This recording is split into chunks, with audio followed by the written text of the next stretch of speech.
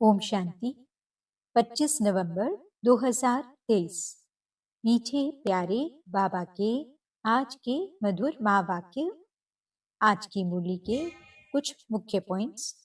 आज बाबा हमें समझाते कि हम बच्चों को अपना बुद्धि योग इधर उधर न भटकाकर एक बाप की याद में रहना है। मोह रूपी भूत का त्याग कर बाप का शो करना है। स्वयं को माया घोस्ट से बचाने के लिए ज्ञान योग में तत्पर रहना है। पढ़ाई पर पूरा ध्यान देकर बाप से वर्षा लेना है। इस कल्प कल्प की बाजी को किसी भी हालत में गंवाना नहीं है। प्रत्येक आत्मा को शांति का तोहफा देना है।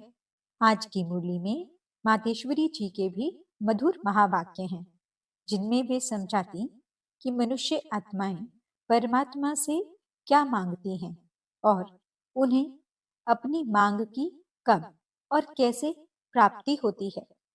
तो चलिए सुनते हैं आज की बाबा की मीठी प्यारी मुरली। ओम शांति। बाबा कहते, मीठे बच्चे ज्ञान की बुलबुल बन सारा दिन ज्ञान की टिकलू टिकलू करते रहो तो लौकिक और पारलौकिक माता पिता का शो कर सकेंगे। प्रश्न।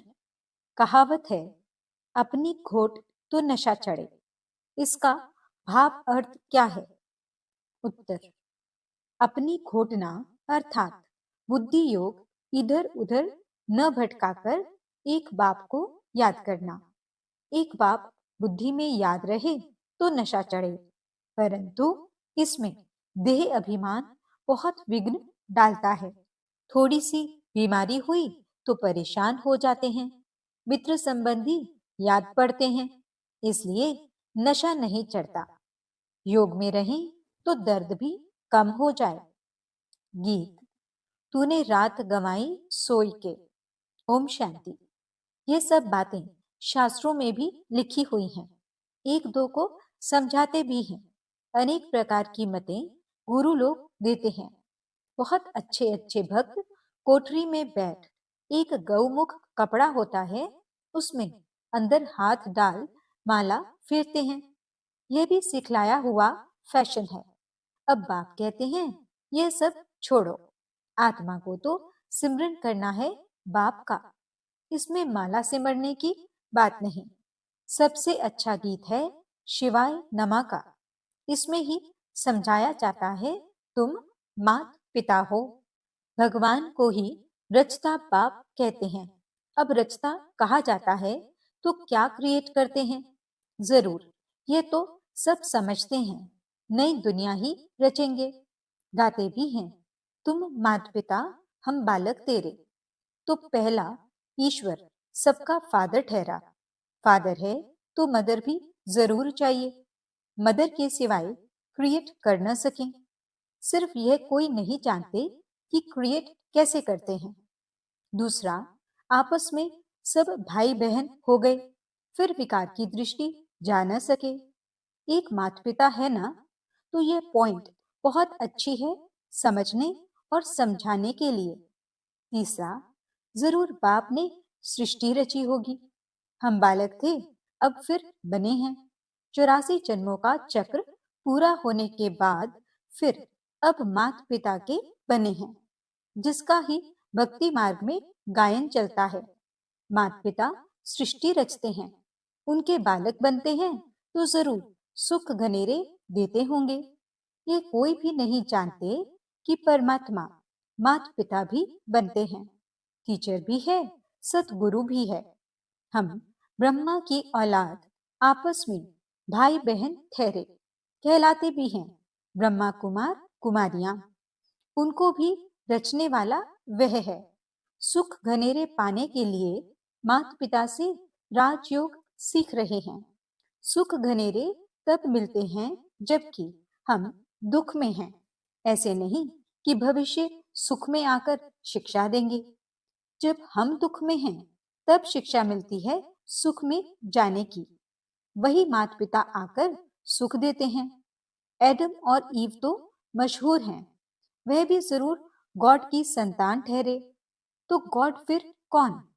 बच्चे ये तो जानते हैं कि बाप जो नॉलेज देते हैं, यह सब धर्म वालों के लिए है। सारी दुनिया का उस बाप से बुद्धि योग टूटा हुआ है। माया घोस्ट बुद्धि योग लगाने नहीं देती है और ही बुद्धि योग तोड़ती है। बाप आकर घोस्ट पर जीत पहनाते हैं। आजकल दुनिया में रिद्धि सिद्धि वाले भी बहुत हैं। यह है ही घोस्टों की दुनिया। काम विकार रूपी घोस्ट एक दो को आदि मध्य अंत दुख देते हैं। एक दो को दुख देना घोस्ट का काम है। सतयुग में घोस्ट होता नहीं। तो यह भी समझाया है, घोस्ट नाम बाइबल में है। रावण माना घोस्ट, यह है ही घोस्ट का राज्य।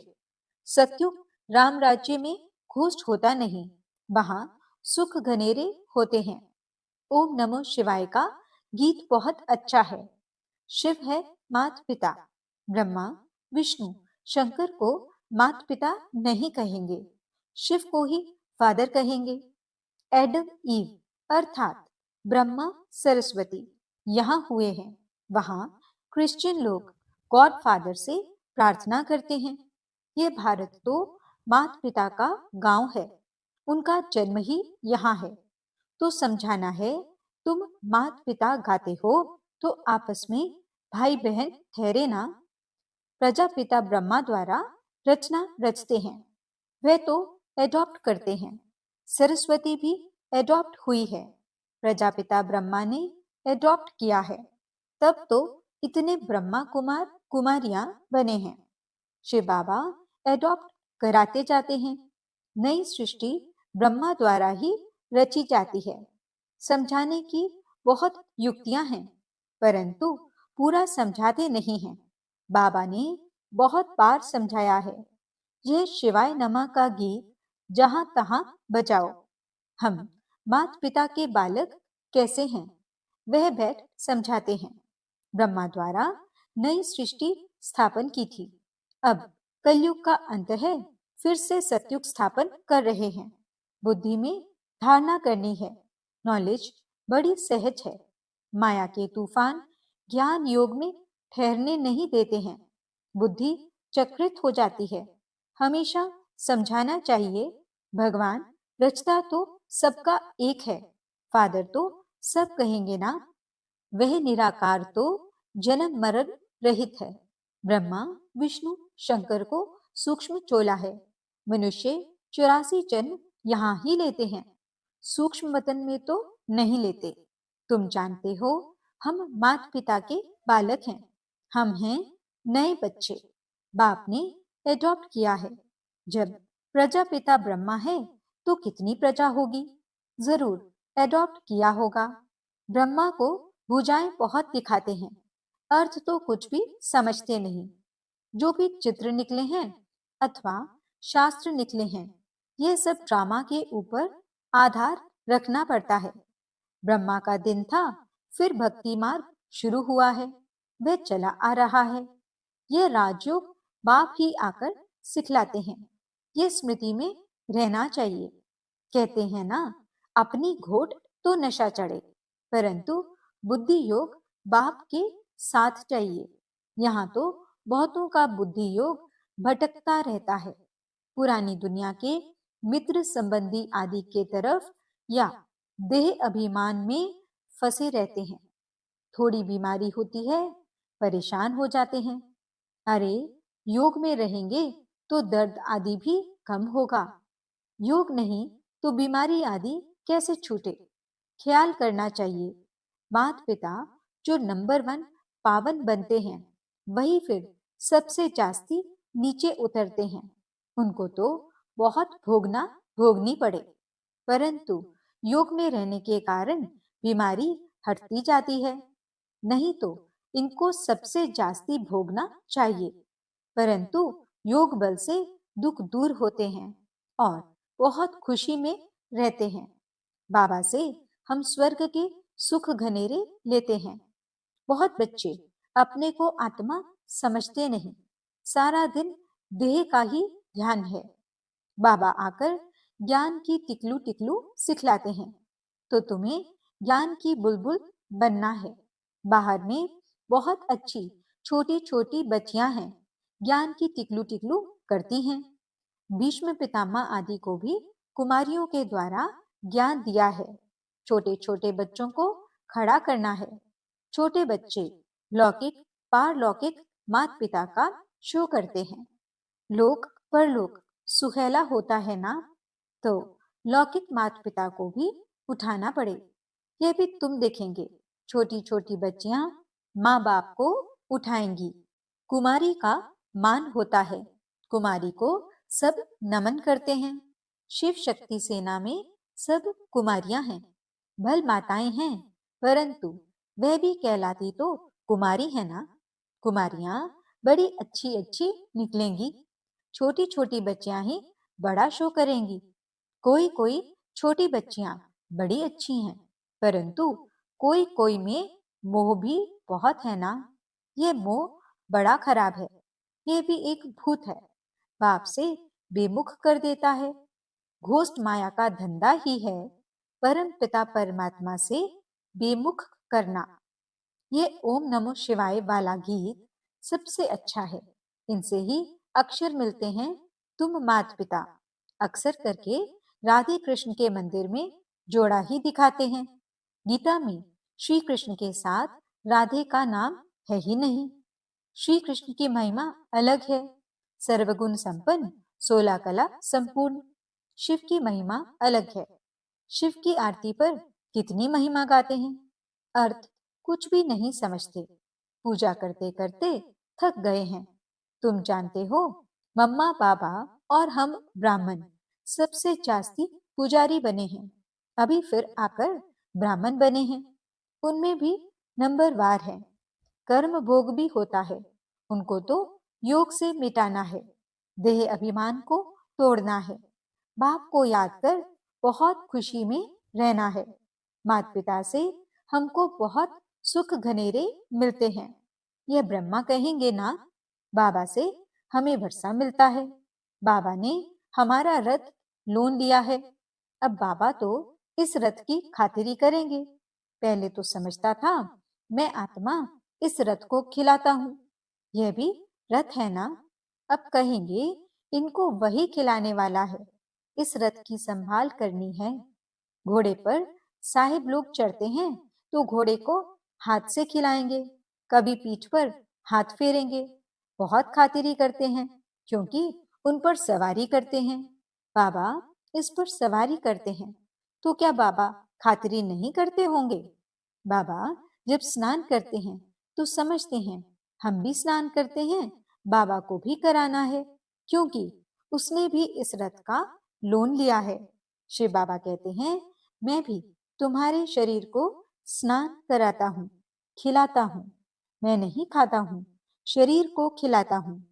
बाबा खिलाते हैं, खाते नहीं हैं। ये सब किस्म किस्म के ख्यालात चलते हैं।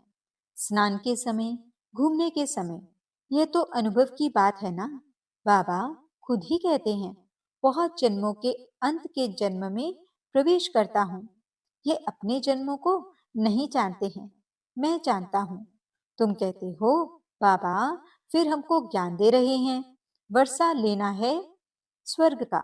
सतयुग में तो राजा प्रजा आदि सब हैं। पुरुषार्थ करना है बाप से पूरा वर्षा लेने का। अब नहीं लेंगे तो कल्प कल्प मिस करते रहेंगे। इतना ऊंच पद पा नहीं सकेंगे। जन्म जन्मांतर की बाजी है, तो कितना श्रीमत पर चलना चाहिए। कल्प कल्प निमित्त बनेंगे। कल्प कल्प वर्षा लेते आए हैं। कल्प कल्प के लिए यह पढ़ाई है। इसमें बहुत ध्यान देना पड़ता है। 7 रोज लक्ष्य लेकर फिर मुरली तो घर में भी पढ़ सकते हैं। बिल्कुल सहज कर देते हैं। ड्रामा तो बुद्धि में रहना चाहिए ना। इसको वर्ल्ड यूनिवर्सिटी कहा जाता है। तो कहाँ भी अमेरिका आदि तरफ चले जाओ, बाप से वर्षा ले सकते हो। सिर्फ 1 हफ्ता धारणा करके जाओ। भगवान के बच्चे हैं तो भाई बहन ठहरे ना। प्रजापिता ब्रह्मा है तो उनके सब बच्चे आपस में भाई बहन ठहरे। जरूर गृहस्थ व्यवहार में रहते आपस में भाई बहन होकर रहेंगे तो पवित्र हो रह सकेंगे। बहुत सहज है। अच्छा, मीठे मीठे सिकिलते बच्चों प्रति माता पिता बाप दादा का याद प्यार और गुड मॉर्निंग। रूहानी बाप की रूहानी बच्चों को नमस्ते। हम रूहानी बच्चों की रूहानी बाप दादा को दिल व जान सिकवा प्रेम से नमस्ते नमस्ते नमस्ते जी। गुड मॉर्निंग बाबा, शुक्रिया बाबा। धारणा के लिए मुख्य सार। पहला पॉइंट, स्वयं को माया घोष्ट से बचाने के लिए ज्ञान योग में तत्पर रहना है। मोह रूपी भूत का त्याग कर बाप का शोक करना है। ज्ञान की टिकलू टिकलू करनी है। दूसरा पॉइंट, पढ़ाई पर पूरा ध्यान देकर बाप से वर्षा लेना है। कल्प कल्प की इस बाजी को किसी भी हालत में गंवाना नहीं है। वरदान, समय प्रमाण रूप बसंत अर्थात यानी वो योगी तू आत्मा बनने वाले स्वशासक भव। जो स्वशासक हैं वे जिस समय चाहे रूप बन जाएं और जिस समय चाहे बसंत बन जाएं, दोनों स्थिति सेकंड में बना सकते हैं। ऐसे नहीं कि बनने चाहे रूप और याद आती रहे ज्ञान की बातें। सेकंड से भी कम टाइम में फुल स्टॉप लग जाए। पावरफुल ब्रेक का काम है, जहां लगाओ वहां लगे। इसके लिए प्रैक्टिस करो कि जिस समय जिस विधि से जहां मन बुद्धि को लगाना चाहे वहां लग जाए। ऐसी कंट्रोलिंग व रूलिंग पावर हो। स्लोगन, शांति दूत वह है जो तूफान मचाने वालों को भी शांति का तोहफा दे। मातेश्वरी जी के मधुर महावाक्य। मनुष्य आत्माओं की परमात्मा से मांगनी और प्राप्ति। तुम मात पिता हम बालक तेरे, तुम्हारी कृपा से सुख घनेरे। अब यह महिमा किसके लिए गाई हुई है? अवश्य परमात्मा के लिए गायन है, क्योंकि परमात्मा खुद मात पिता रूप में आई इस सृष्टि को अपार सुख देता है। जरूर परमात्मा ने कब सुख की सृष्टि बनाई है, तभी तो उनको माता पिता कहकर बुलाते हैं। परंतु मनुष्य को यह पता ही नहीं कि सुख क्या चीज है। जब इस सृष्टि पर अपार सुख थे तब सृष्टि पर शांति थी, परंतु अब वो सुख नहीं है। अब मनुष्य को यह चाहना उठती अवश्य है कि वो सुख हमें चाहिए। फिर कोई धन पदार्थ मांगते हैं, कोई बच्चे मांगते हैं, कोई तो फिर ऐसे भी मांगते हैं कि हम पतिव्रता नारी बने, सदा सुहागिन बने। चाहना तो सुख की ही रहती है ना। तो परमात्मा भी कोई समय उन्हों की आश अवश्य पूर्ण करेंगे। तो सत्युग के समय जब सृष्टि पर स्वर्ग है तो वहां सदा सुख है, जहां स्त्री कभी दुहागिन यानी विधवा नहीं बनती।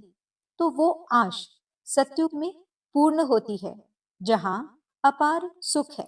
बाकी तो इस समय है ही कलयुग। इस समय तो मनुष्य दुख ही दुख भोगते हैं। अच्छा, ओम शांति।